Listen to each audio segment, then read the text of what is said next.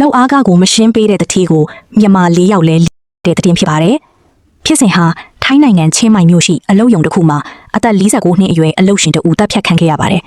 ဒီအမှုနောက်ွယ်မှာတော့မြန်မာနိုင်ငံသားအလုတ်သမား၄ဦးပါဝင်နေကြတာဖြစ်ပါတယ်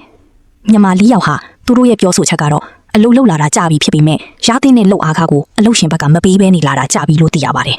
ပတ်စံသွားတောင်းတဲ့ခါတိုင်းလဲပြန်လဲအော်ဟစ်ပြီးမပေးခဲ့တာကြောင့်စိတ်ထဲမှာနာကျင်မှုတွေစုပေါင်းလာခဲ့တာဖြစ်တယ်လို့ဆိုရတယ်တချို့ရက်တွေမှာတော့ပတ်စံမရှိလို့ထမင်းတောင်မစားနိုင်တဲ့အခြေအနေတွေကိုရင်ဆိုင်ခဲ့ရတယ်လို့လည်းပြောကြပါတယ်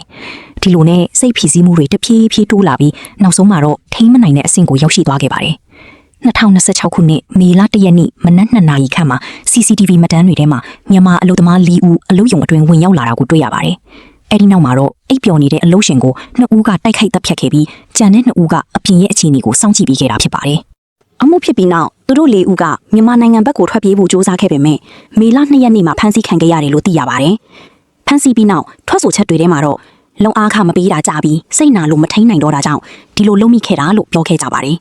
ဒီဖြစ်ရဟာအလုသမားတွေရဲ့အခက်အခဲ PR တွေကိုပြသနေတယ်လို့တစ်ဖက်မှာလည်းအကြမ်းဖက်မှုဟာဘလို့အကြောင်းကြောင့်ဖြစ်လာပေမဲ့မှန်ကန်တဲ့ဖြေရှင်းနည်းမဟုတ်ဘူးဆိုတာကိုထင်ရှားစေပါတယ်